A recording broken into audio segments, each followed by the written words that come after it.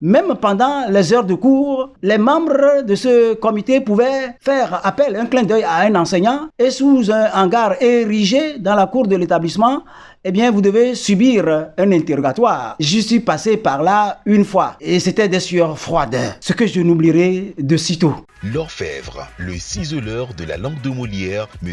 Oklokwami Agbenigan, alias Oka, vous invite à suivre les Perles de Oka, une vitrine littéraire dédiée à la beauté des mots et à l'art oratoire. Le CEG de Gbodiomé est sous le coup des projecteurs. Évidemment, j'ai foulé le sol de Gbodiomé en 1982, quand une mutation a été donnée. Et ainsi, j'ai pu rendre visite à monsieur le directeur d'alors, monsieur Vetti. C'est de lui qu'il s'agit. Il est bien vrai qu'aujourd'hui, il n'est plus de ce monde. Et ce fut un directeur très rigoureux, pointilleux, tatillon, exigeant et très sévère. C'est sous lui que j'ai travaillé pendant 4 ans. Il avait formé un puissant comité de parents d'élèves. Et ce puissant comité était constitué de 7 personnes, dont 6 hommes et 1 femme. Le président de ce comité était monsieur Achinou Kokou Messan. Il était contrôleur des douanes. Il jouait encore le rôle de président du comité de parents d'élèves au CEG de Gbodiomé. Il avait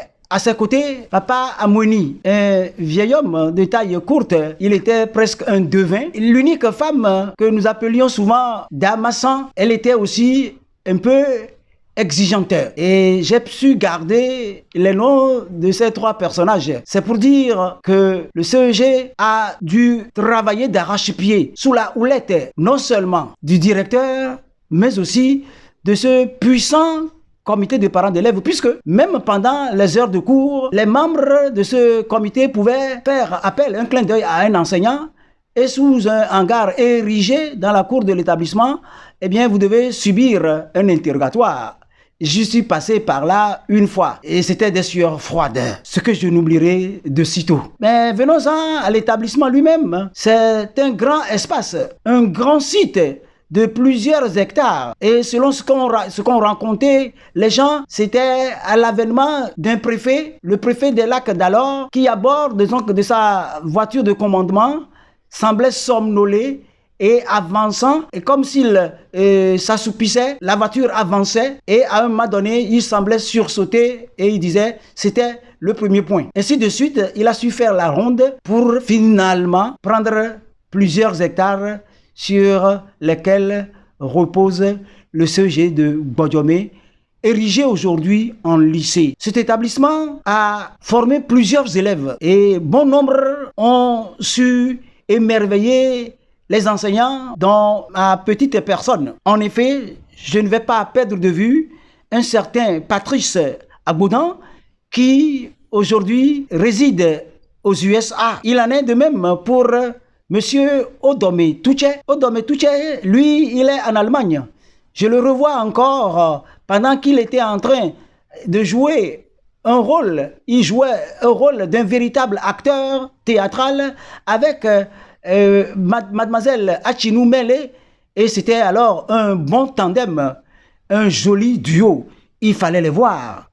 Alors que tous étaient encadrés par le directeur qui veillait au grain. Nous continuons avec un certain Nouamechi Kokou Ametepe Johnny. Il vit actuellement en Allemagne. Nous n'allons pas tourner le dos à Maglo Yaovi, qui aussi est en Allemagne, décidément. On dirait que ces élèves qui ont fréquenté le CEG Gbodiomé ont choisi plutôt l'Allemagne comme leur terre nourricière, leur deuxième patrie. Amaglo, quant à Amaglo, Kodjo Cheche, c'était un beau gars.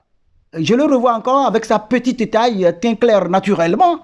Eh bien, le jeune, il est devenu un Suisse. Il réside là-bas. Et tout à Kayer, lui, il est également en Allemagne. Et parmi ce lot, on ne va pas perdre de vue les deux jeunes hommes qui sont entrés dans le domaine clérical. Ils portent la soutane blanche.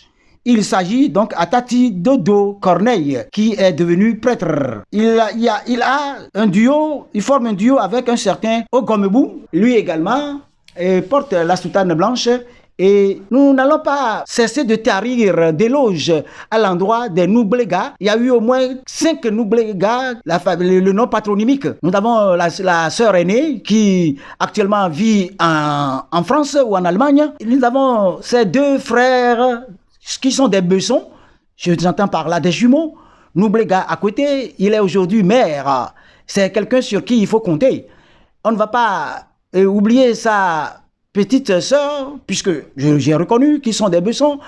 Noubléga Assoupi, elle est devenue pasteur. Je ne vais pas oublier monsieur Amou Kossivi. Amou Kossivi qui vit au Gabon. Il est actuellement enseignant dans un établissement sur le sol gabonais. Alors, nous lui faisons un coucou et il faut qu'il essaye de démontrer aux jeunes Gabonais ce que nous lui avons inoculé comme germe afin qu'il se fasse toujours parler de lui. Les Afanoukwé. Nous avons connu au moins 2 Afanoukwé, dont l'un est devenu grand fonctionnaire d'État et il portait le sobriquet, le retentissant sobriquet de Sipuaka. C'est lui seul qui comprend ce que cela signifie.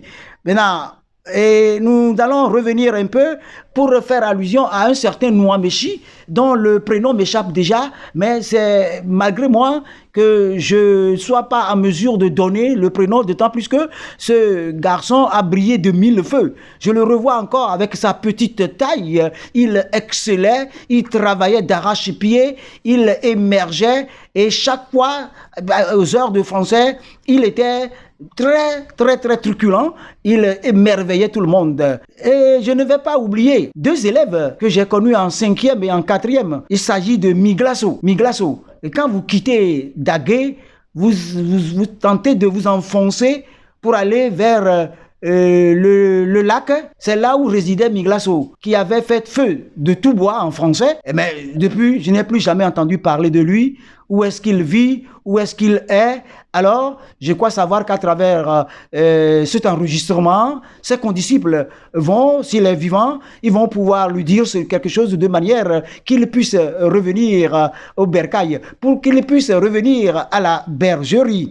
C'est de la même manière que je me rappelle un certain Tassia Mélé. Tassia Mélé, comme pour dire Tassi à Mélé, mais Tassia Mélé, c'était un élève hors pair. Je l'ai beaucoup apprécié car il a fait preuve de talent, il a fait preuve de maestria, de dextérité pendant les heures et pendant les interrogations et les devoirs en français. Et en allant plus loin, je me rappelle une certaine Messan Doji, Irénie Caché, je l'avais tenue en 3e, c'était en 1982-83, elle faisait très bien le français. Je l'aimais et surtout son prénom, Irénie Caché. Et j'ai adopté ce prénom. Et si d'aventure je devais alors faire un enfant ou bien une enfant, je lui donnerais l'appellation de Irénie Caché.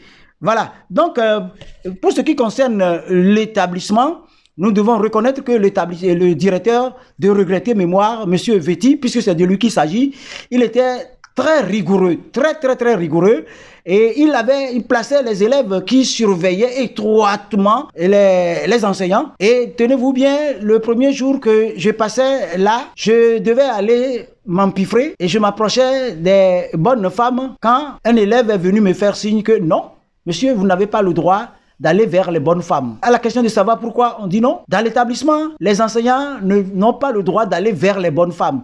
Ils devraient se claquemurer dans la salle des profs, appeler un élève et lui demander d'aller lui acheter quelque chose. J'ai dû rebrousser chemin. Et plus tard, le directeur me signifiera que c'est comme ça dans son établissement. L'enseignant n'a pas le droit de se bousculer avec les élèves et quand il est question de faire la ripaille. J'ai pris bonne note. Et par ailleurs, le directeur, est-ce qu'il manifestait un signe de jalousie? Il ne permettait pas, lorsque vous êtes arrivé, il vous appelle, il vous apostrophe, il vous demande, est-ce que vous êtes marié? Et quand vous dites non, eh bien, il commence par vous flatter en vous disant, mais vous savez, le métier est si difficile, et vous allez préparer les fiches, vous allez dispenser les cours, vous allez faire des interrogations, et vous corrigerez les copies, et c'est vous-même qui devez faire la popote, c'est un peu gênant, essayez donc d'avoir une partenaire, lorsqu'elle est à vos côtés, alors vous saurez vous prélasser. Mais c'est pour dire qu'il avait donc des craintes ailleurs. Et je ferai allusion au canton de Gbodjomé même, puisque le canton de Gbodjomé regroupait environ 11 villages. Et les élèves venaient d'un peu partout. Entre autres, nous parlerons de Agbavi. Et quand je parle d'Agbavi, je me rappelle donc la famille Yovogan. Donc Yovogan Agnès et sa petite sœur Yovogan Akoko. Maintenant, nous avons donc Dagué où moi-même j'ai résidé pendant 4 ans. Et puis il y a des élèves qui venaient de Dagué. Et donc de Dagué, j'ai pu trouver un élève Wataklassou. Wataklassou, je le revois encore avec sa belle écriture. Il était un véritable calligraphe. Et il avait une sœur que j'ai tenue en classe de 6e. Oui, nous allons parler donc de Agbodan. Agbodan Kopé, c'est encore une autre localité, un petit quartier du canton de Gbodjomé. Là venaient les élèves, plusieurs élèves donc, qui sont issus de des familles Agbodan.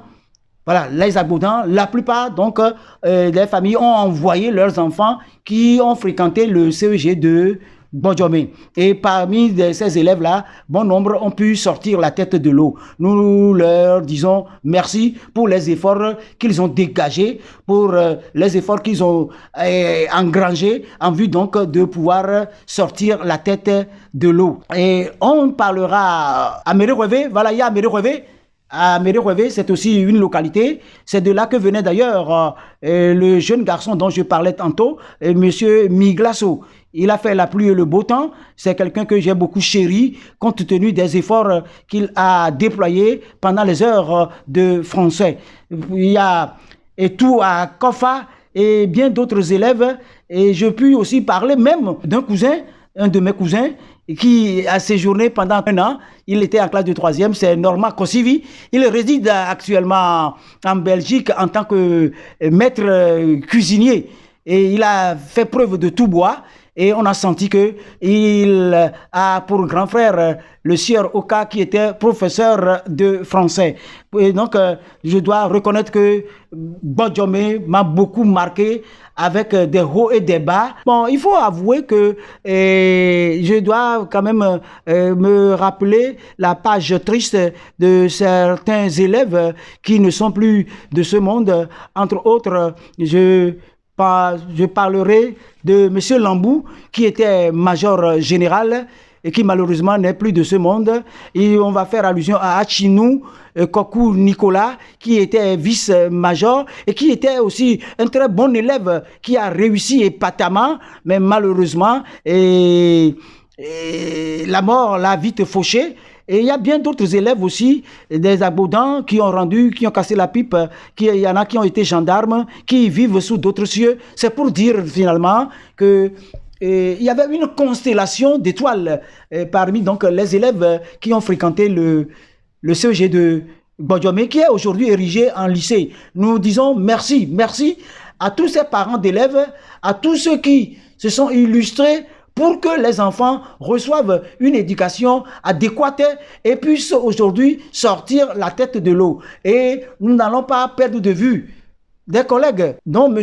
Anthony Béné, qui a rendu l'âme. Maintenant, aux élèves, nous leur disons bravo, bon courage à tous ceux qui se cherchent encore, et nous disons toutes les excuses à ceux qui ont fait partie de l'intelligentsia, qui ont démontré leur savoir-faire et leur savoir-être, et dont malheureusement j'ai pu ignorer le nom. Qu'ils sachent que mon cœur continue de battre pour eux, et chaque jour que Dieu fait, je prie pour qu'ils puissent continuer leur ascension afin qu'ils atteignent le firmament. Que Dieu les bénisse, que l'Esprit Saint descende sur eux, les encercle et leur fasse voir le bonheur tant promis et tant attendu. Amen.